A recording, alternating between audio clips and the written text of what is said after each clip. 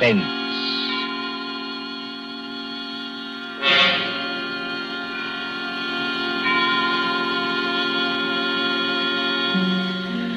Tonight, Columbia brings you, as a guest star, Peter Lorre, one of the screen's past masters of the art of suspense. Suspense is compounded of mystery and intrigue and dangerous adventure. In this series are stories calculated to intrigue you, to stir your nerves, to offer you a precarious situation, and then withhold the solution until the last possible moment. Tonight, for instance, Mr. Lorre plays for us a doctor, a husband, with something dark and terrible on his mind. Was it murder? And if so, can this at last be the really perfect crime? We trust that while you are wondering, we shall keep you in suspense. For Suspense tonight, CBS presents Till Death Do Us Part by John Dixon Carr, starring Peter Lorre.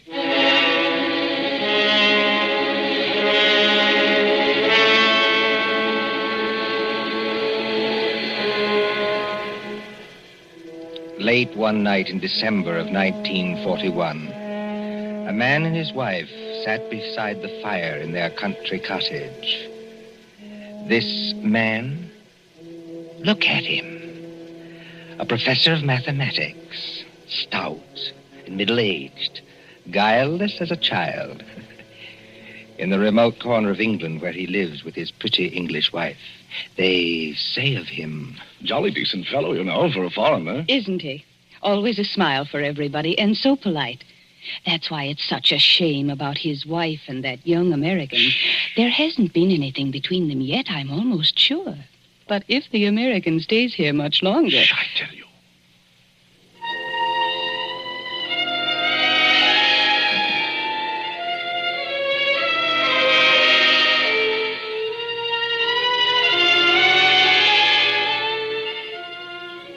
A happy man, this Professor Kraft.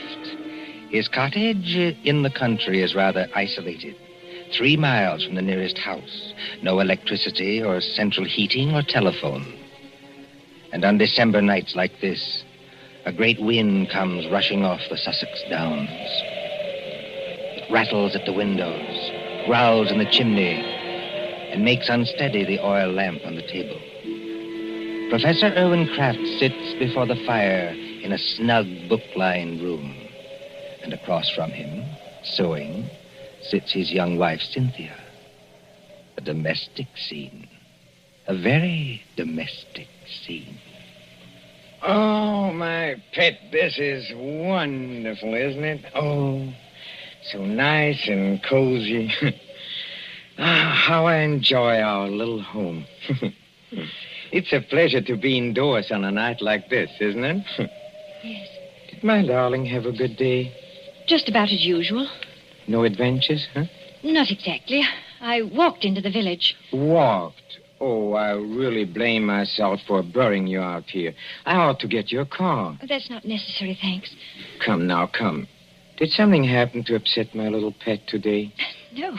You know, darling, I look at you and I marvel. You marvel at what? At a wife who can actually blush. Yes, with a skin so fair and a conscience so transparent that she can actually blush. I wasn't blushing about... About what? About anything you might be thinking. It's your horrible habit of putting everybody else in the wrong. Oh, but the neighbors don't think that about Papa Croft.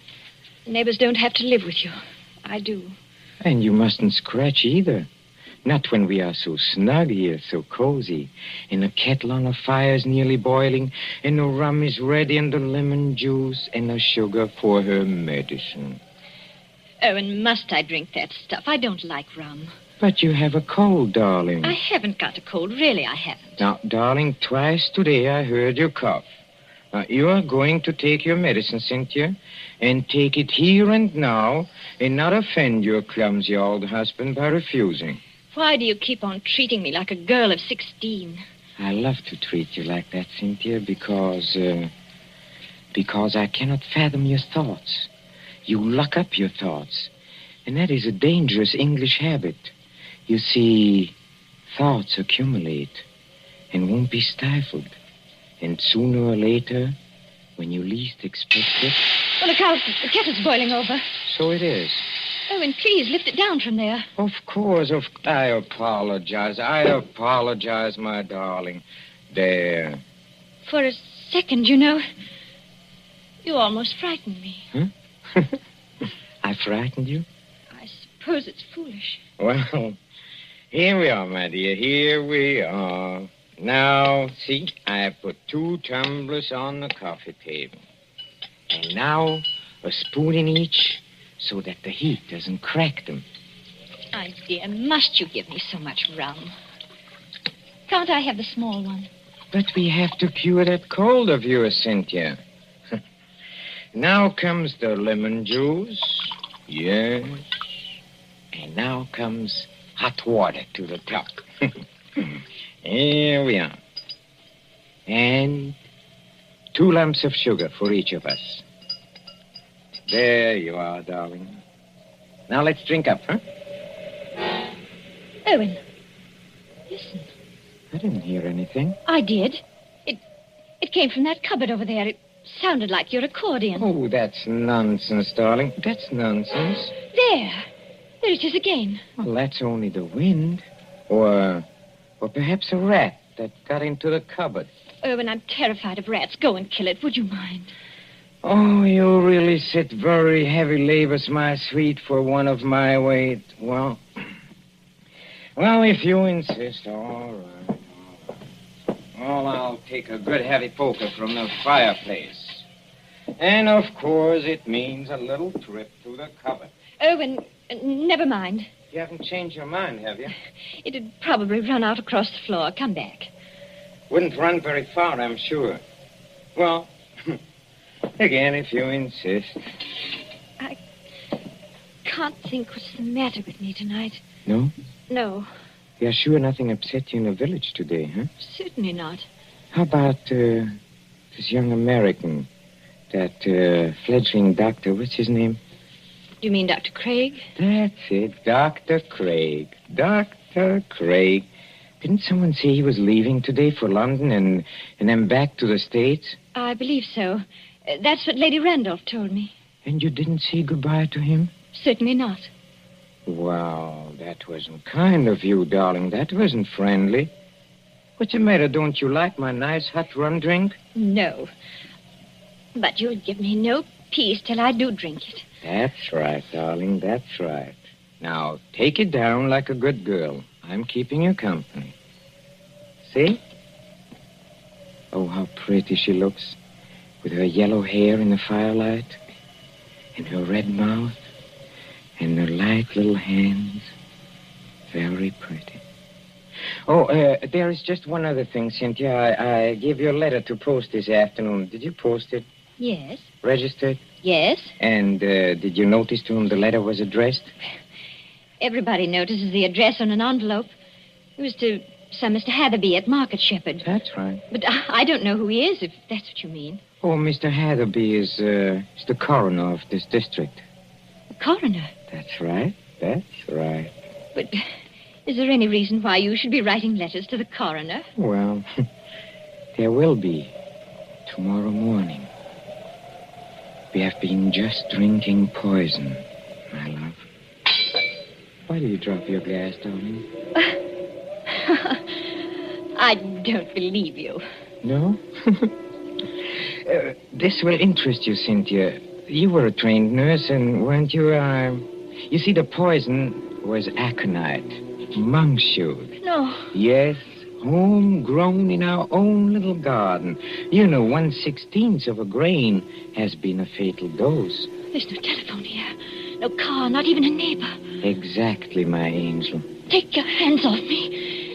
Let me get up. No, my pet. In about 5 minutes, you see, the first symptoms will come on.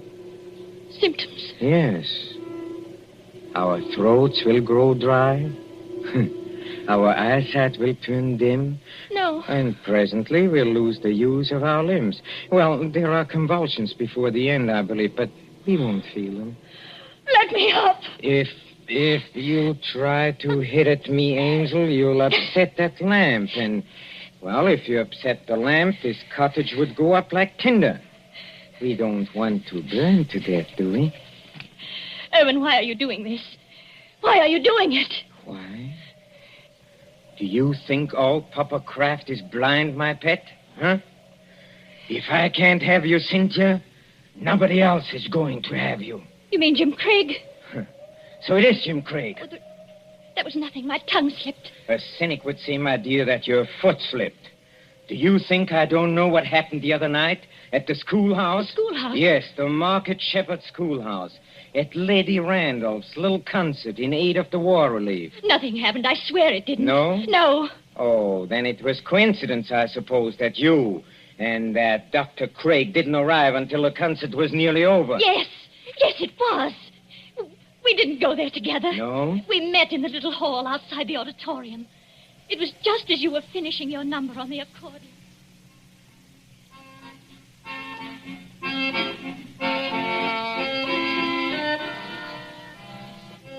Oh, I beg your pardon. It's so dark here I almost bumped into you. Isn't that Mrs. Kraft? Yes. Good evening, Dr. Craig.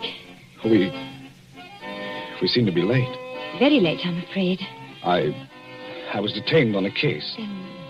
I didn't feel like coming here at all. Oh, just a moment before I open that door for you. Won't it look a little funny, our arriving here together? Funny? Why should it? No reason at all, only... Cynthia, listen to me. Do you know, Dr. Craig, that's the first time you've ever called me by my first name. I did want to have a word with you somehow. Of course, you've heard the news. What news?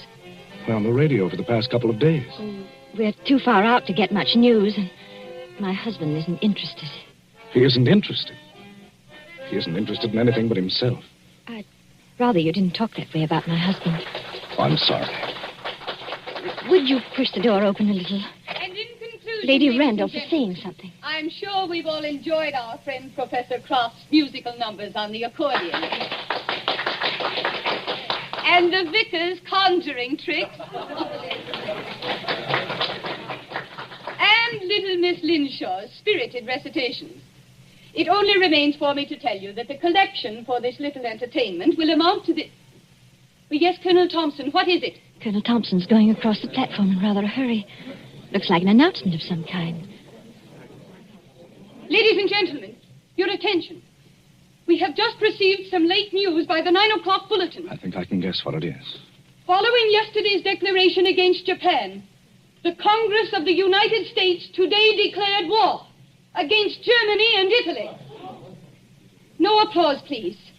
I think I can say that these things go too deep for applause. We entered a war lightly, and we have learned. But before the vicar ends this meeting, I shall ask the orchestra to play us the song numbered 83 in the book. A song we know is dear to the hearts of all Americans.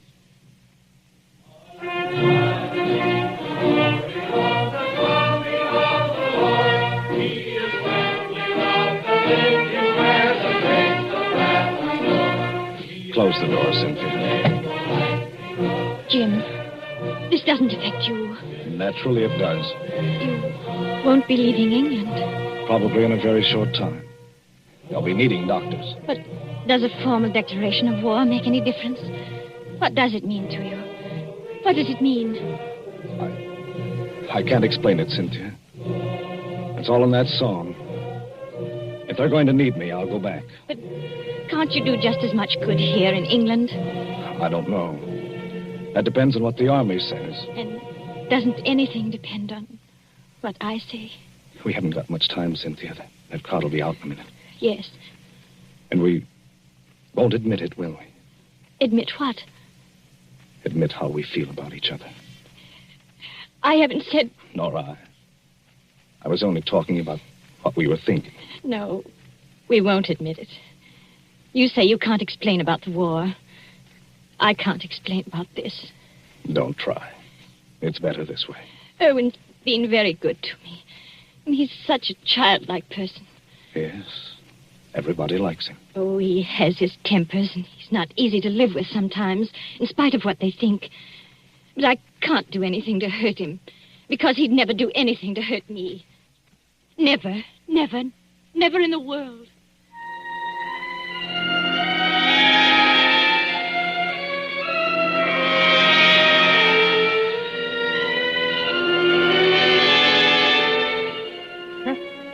A very fair estimate of my character, too. That's exactly what I said about you. So you are in love with that fellow? I admit it now. Yes.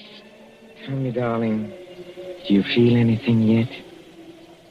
Feel anything? I mean, dryness, muscular contraction of the throat. Yes. Oh, I thought so. I won't die. I won't. And how do you propose to stop yourself? Your only chance would be to reach the village infirmary. And I'll see to it that you don't get there. But what if the poison takes you before it takes me? Then you can't stop me. But it won't, darling. You seem terribly sure of that. You see, the amount I gave you, as you perhaps noticed, was more than I gave myself.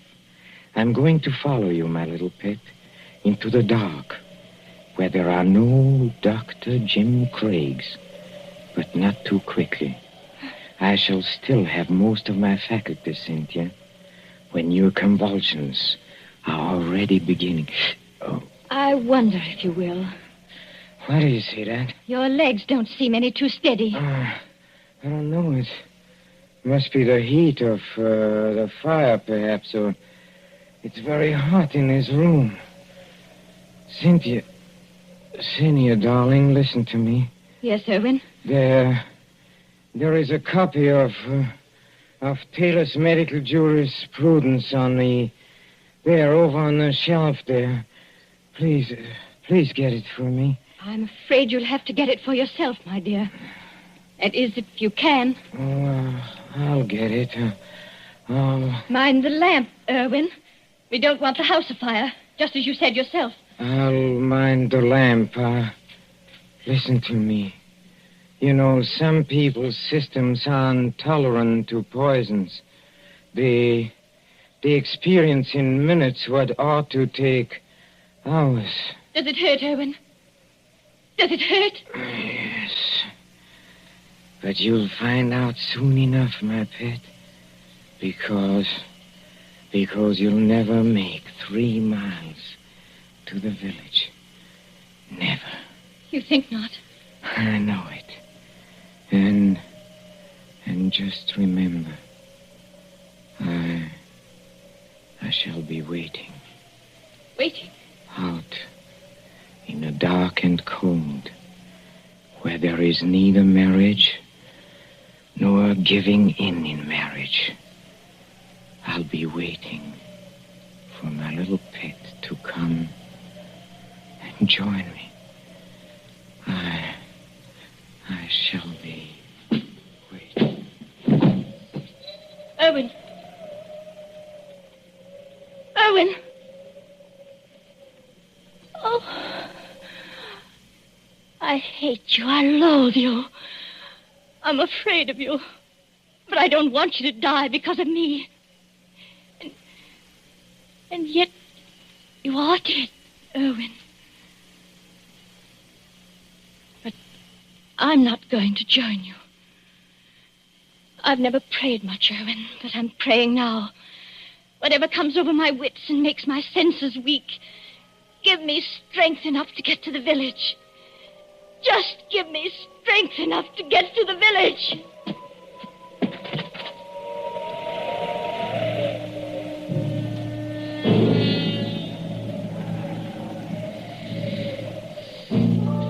An empty room now, except for the motionless figure by the fire.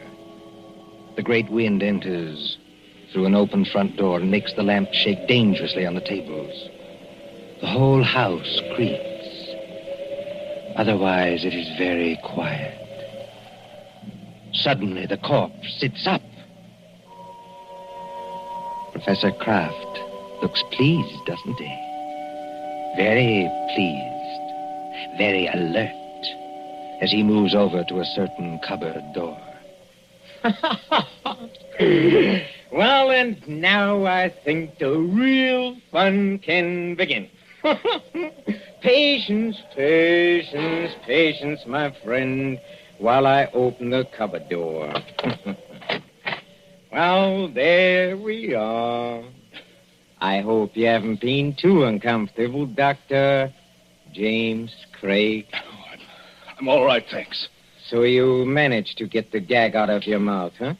I managed it, yes, just now. I'm too late. Well, you are still securely tied up, I'm glad to say.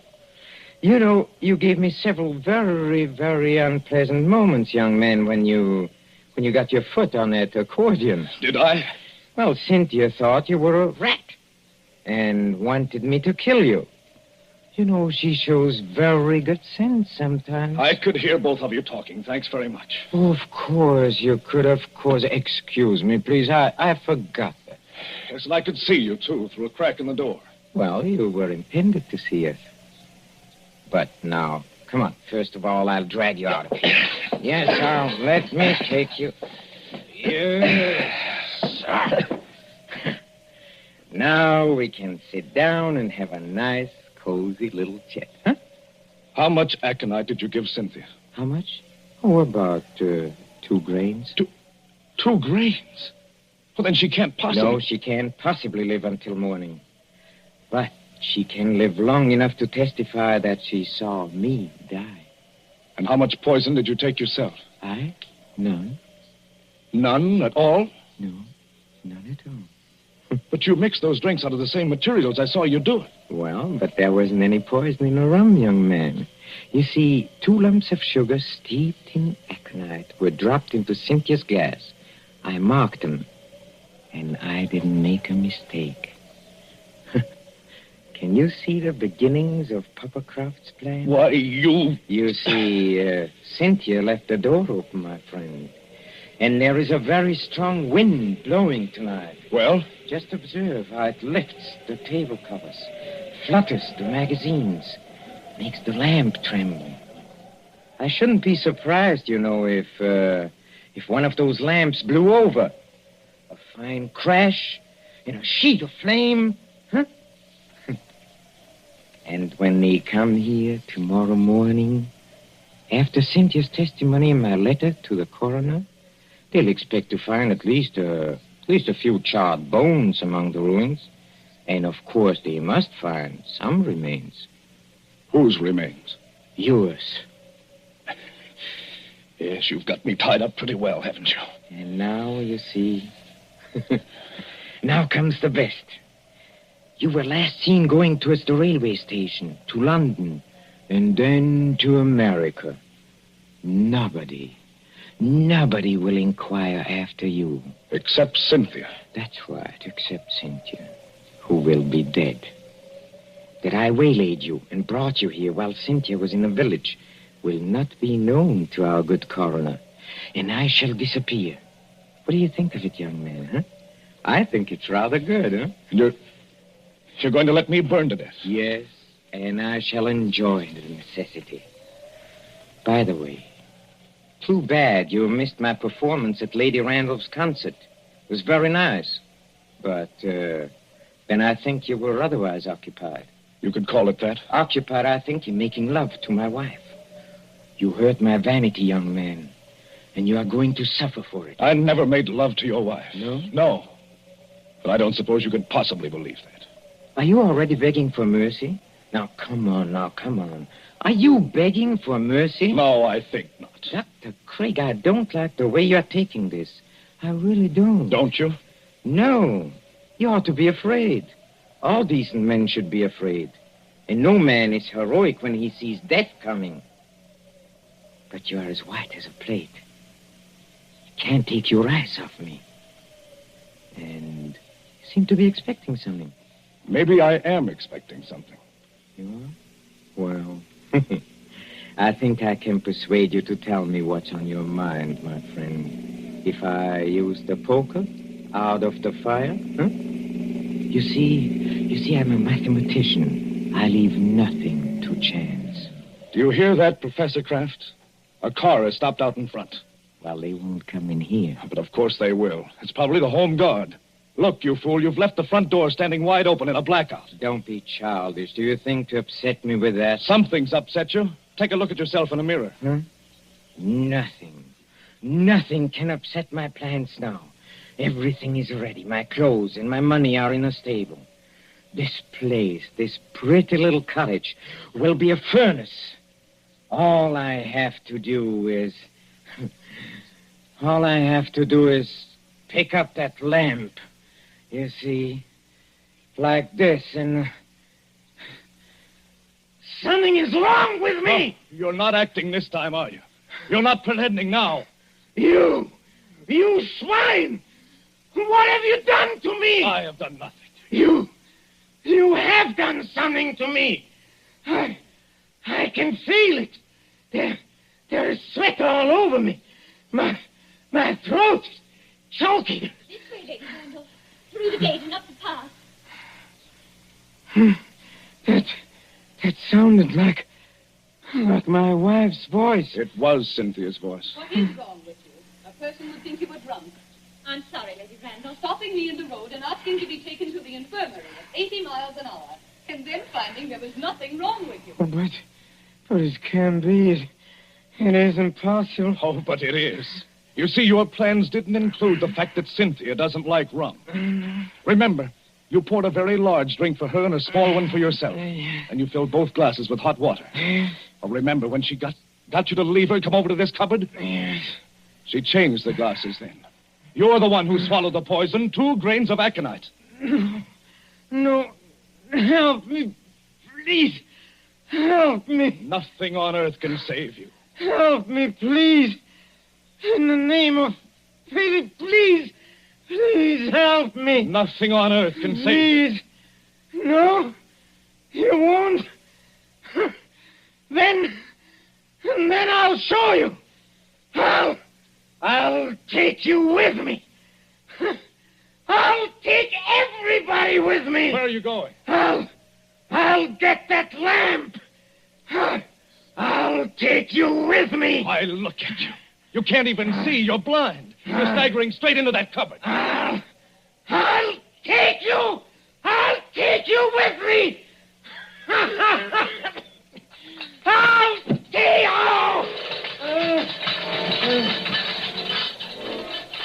you. Jim, what are you doing here? Come in, Cynthia.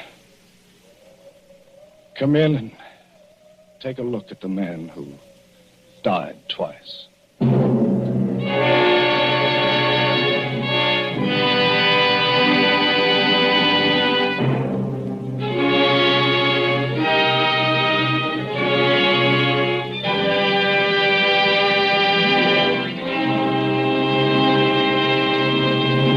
And so ends Till Death Do Us Part, starring Peter Lorre. Tonight's story of Suspense. Columbia presents these tales of mystery and intrigue and dangerous adventure for your relaxation and enjoyment. Next Tuesday, there'll be another in this series. Same hour, 9:30 Eastern Wartime. Mr. Lorre was starred as Professor Kraft. He was supported by Alice Frost as Cynthia, David Gothard as Dr. Craig, and Mercedes McCambridge as Lady Randolph. William Spear, the producer, John Dietz, the director, Bernard Herrmann, the composer-conductor, and John Dixon Carr, the author, are collaborators on Suspense. This is the Columbia Broadcasting System.